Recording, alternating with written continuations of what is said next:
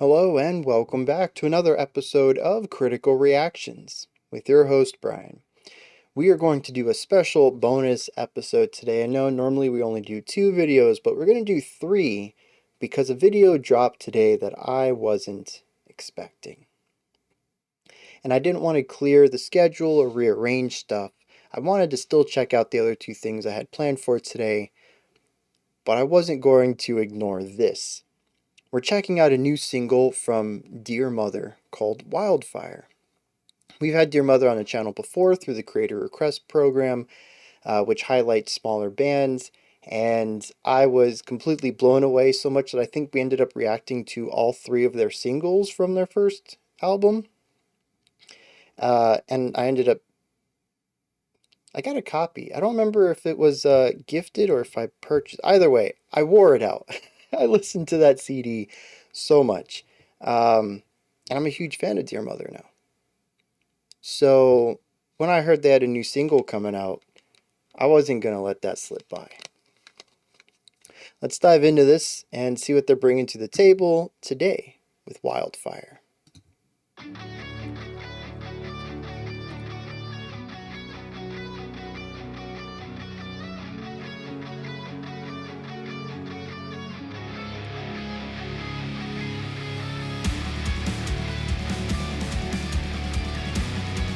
Excellent build-up to start with.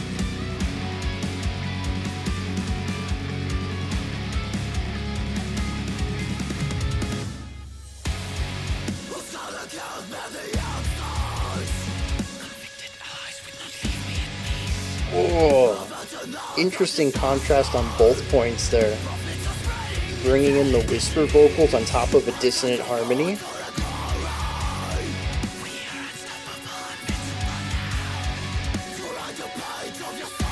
Bringing back the intro guitar riff.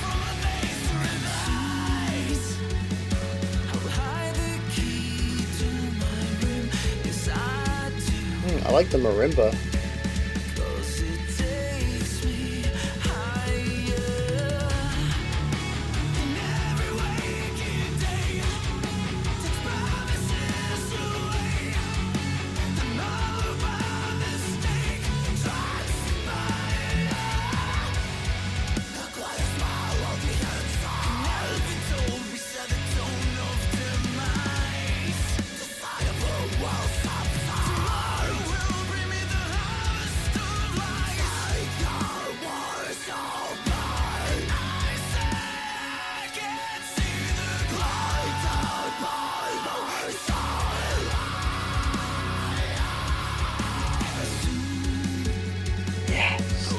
Really great contrast.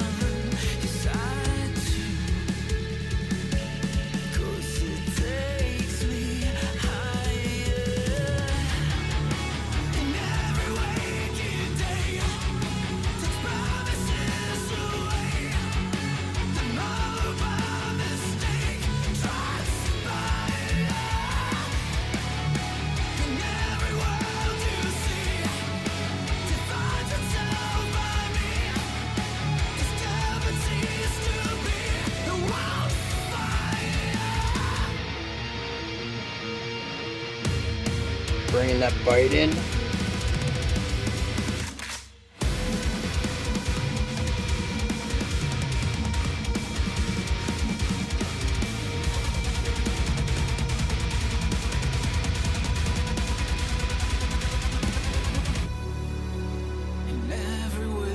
Interesting dispersal right there.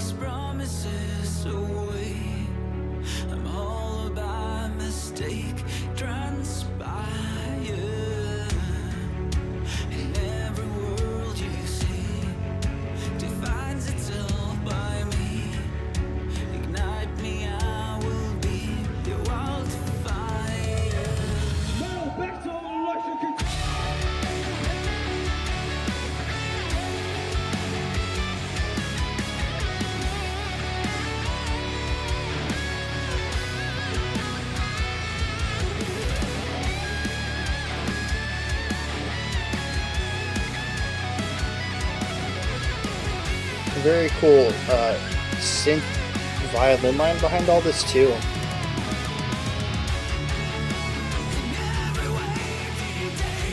That synth line is brought to the forefront now.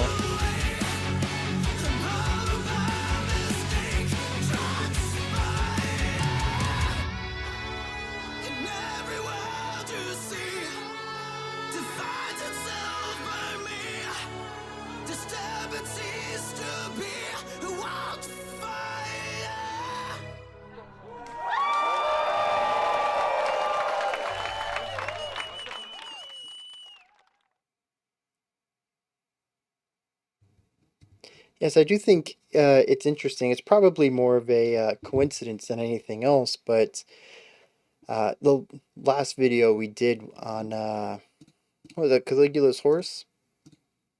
Yeah, I think it was Caligula's horse, where I had mentioned that I noticed in recent songs, more bands are just opting to end a track, and this was the same way.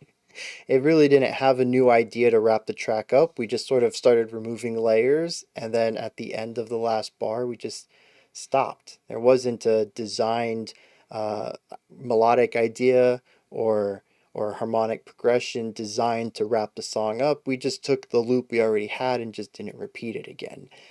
Again, I don't have anything negative or positive to say on that. I don't have an opinion on that idea yet. As usual, everything's a tool in a toolbox. It's more of just an observation of a pattern that I'm seeing with songs coming out in the past couple of years, pushing towards this more functional way of ending a track. I think it could move into the realm of what fade outs were for the 70s and 80s, but we'll have to see as this decade progresses on and how musical trends build.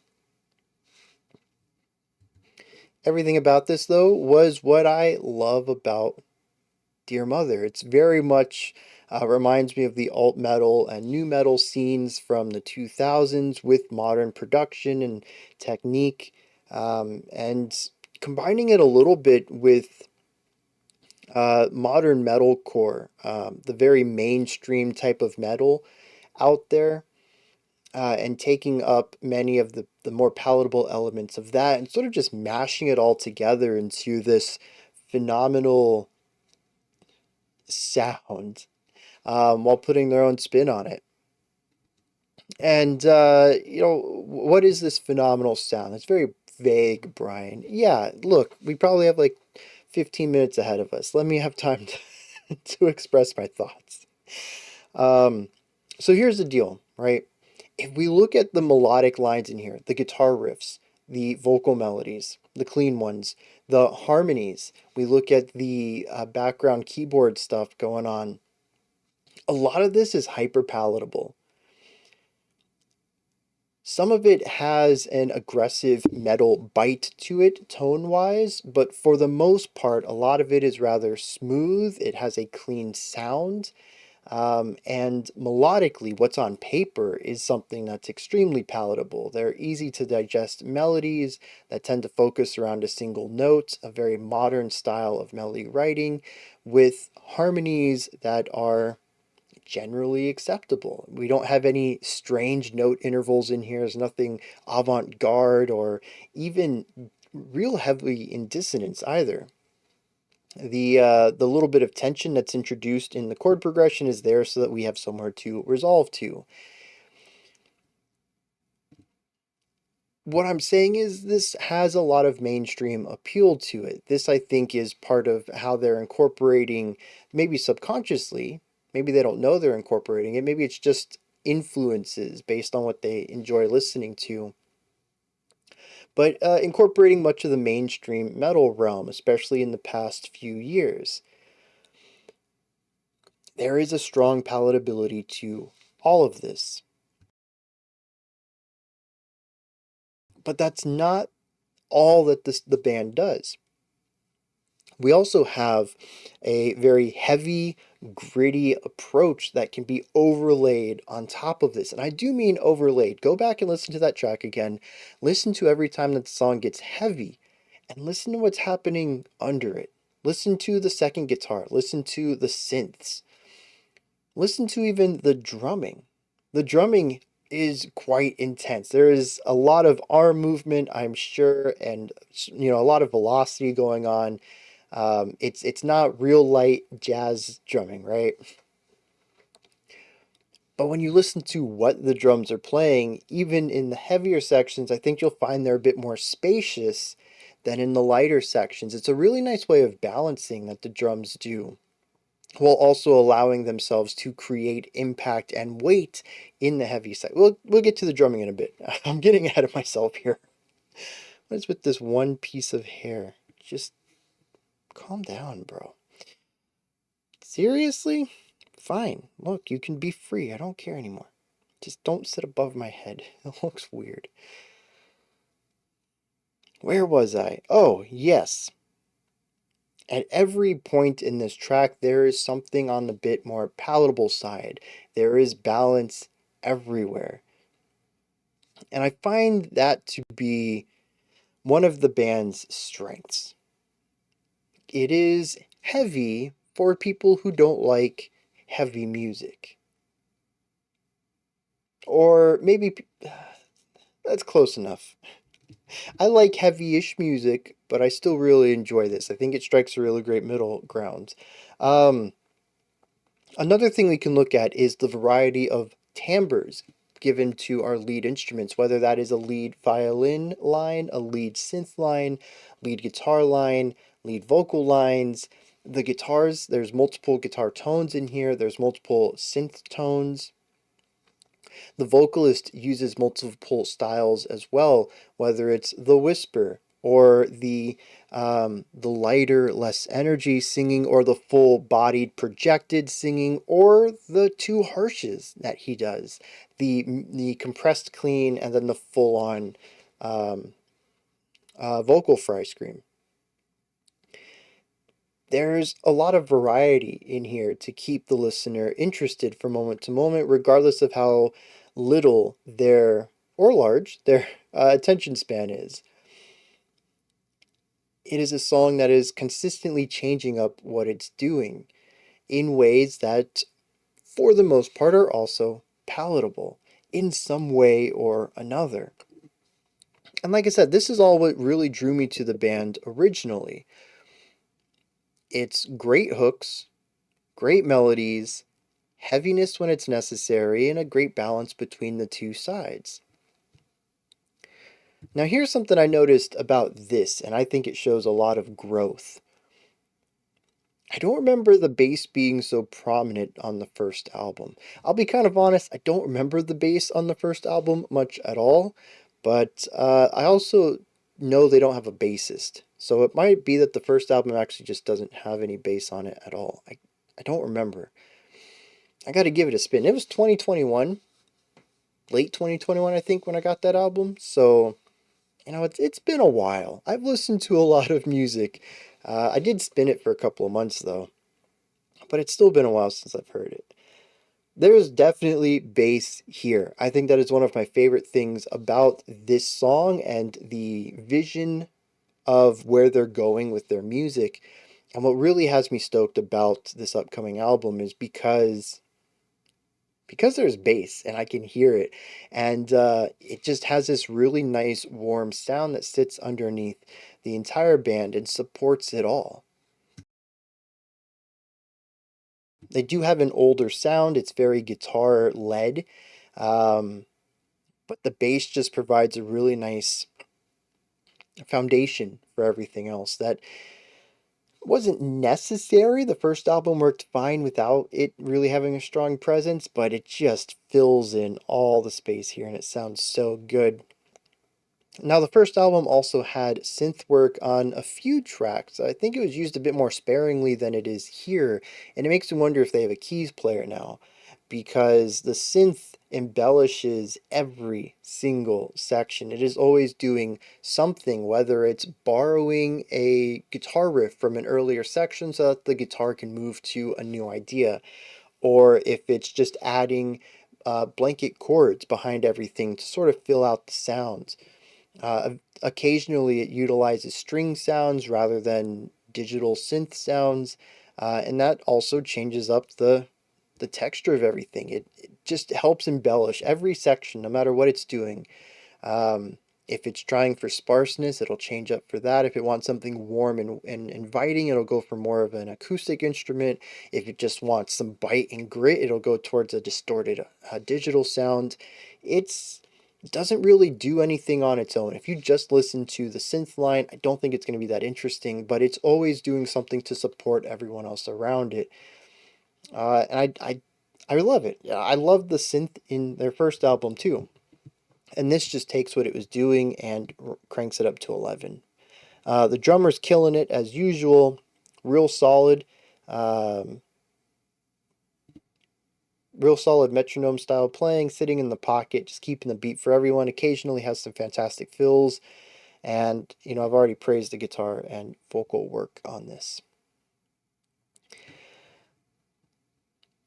Aside from that, the song doesn't feel too different from much else that I've heard from them. They have a bit of variety to their sounds, but this feels exactly like something I would expect from them.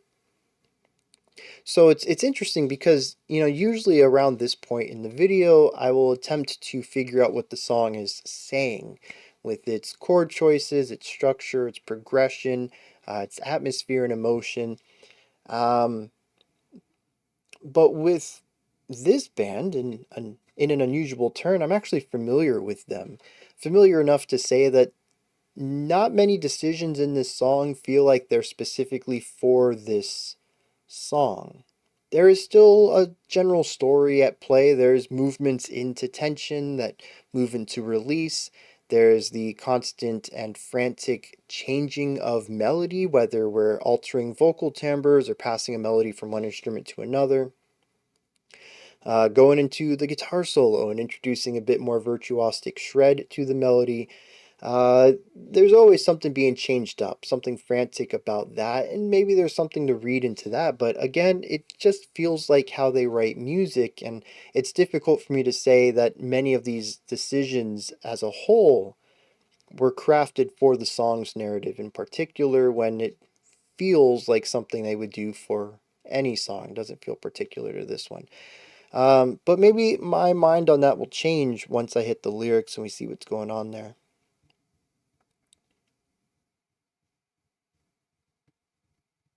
Yeah, let's hit the lyrics. I'll be honest, I don't quite grasp all the lyrics, which, I mean, that's not unusual, is it?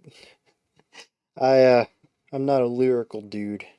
But here's the thing, I do kind of get the idea that it's about the band spreading positive messages, taking the momentum they have from their first release, pushing forward and climbing the musical ladder to reach new heights and new ears, to continue to spread their music and do what they love to do.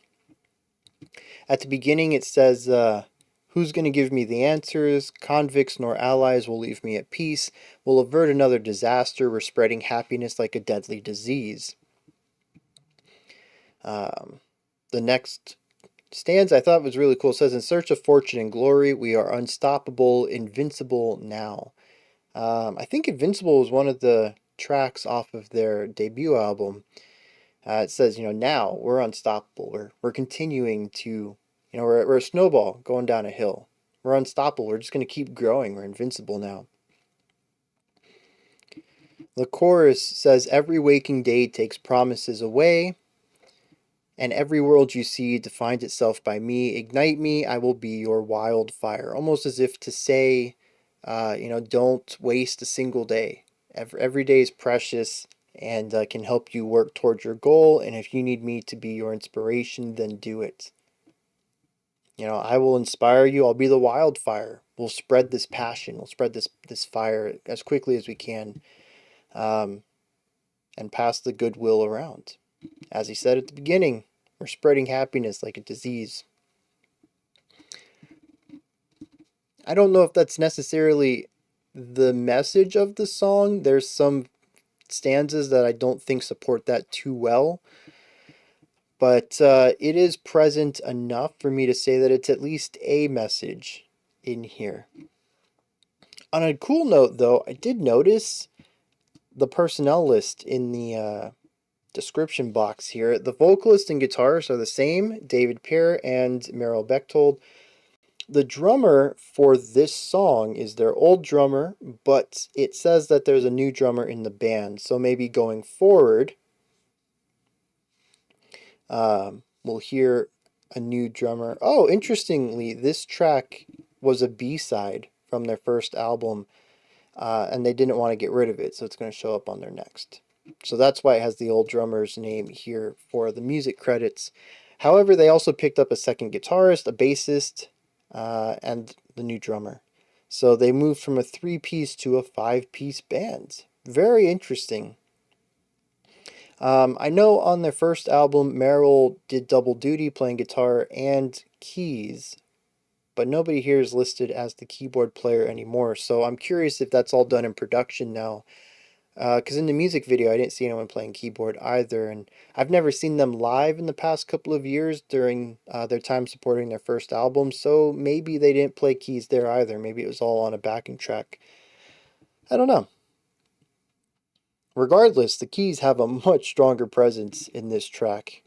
And like I said, I'm really excited moving forward with this band and seeing what they're going to produce. Now with their larger band, which I didn't know about at the time, but also with their stronger focus on synthesizer work, the bass being more present, and I'm curious to hear what the new drummer is going to do. All right, those are my thoughts on Dear Mother's Wildfire, but what are yours? Down in the comments section, give me your thoughts, opinions, perspectives, anything like that. Let me know if you enjoyed this or not. Above that, in the description box, you can find a link to Linktree. Takes you to this menu right here. You can find links to my music, ways to support the channel, a link to the Discord server, and so much more. Above that, if you could, like, subscribe, and ring the bell. I greatly appreciate all 3 of those. That wraps it up for today. I'll be back tomorrow. We're going to have a full album review at 5 p.m. Eastern Standard Time, as usual. Until next time, remember to be critical, not cynical, of the music you listen to, and have a fantastic morning, afternoon, or evening, whenever you choose to watch my videos.